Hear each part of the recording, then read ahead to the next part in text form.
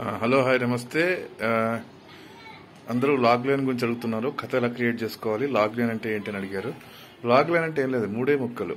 Hero ఎవరు, ఏం కావాలి, అడ్డుపడుతున్నది ఎవరు. ఈ మూడు ముక్కలు పెట్టుకుని కథ నింపుకోండి, కథ ఫిల్ చేయండి. అది లాగ్ లైన్ అంటారు. లాగ్ లైన్ అంటే నాట్ లాంగ్ లైన్, కథా సారం అండి.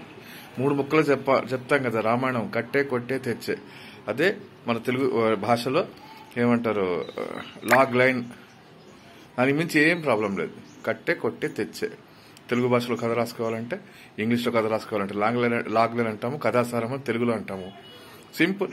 హీరో ఎవరు, ప్రోటోగనిస్ట్ ఎవరు, ఏం కావాలి, వాడి కోరిక ఏంటి, వాడి గోల్ ఏంటి, వాడి లక్ష్యం ఏంటి, అడ్డుపడుతున్నది ఎవరు అంటే యాంటోగనిస్ట్ ఎవరు, విలన్ ఎవరు. ఫినిష్, కథ రెడీ.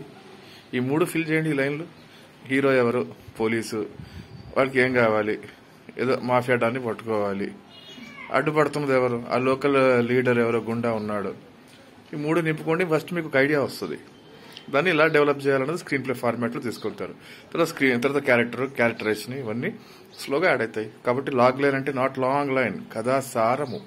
కట్టే కొట్టే తెచ్చే. హీరో ఎవరు, ఏం కావాలి, అడ్డుపడుతున్నది ఎవరు, ప్రోటోగనిస్ట్, వాట్ హీ వాంట్స్, యాంటోగనిస్ట్, అడ్డుపడుతున్నది ఎవరు, విలన్ ఎవరు.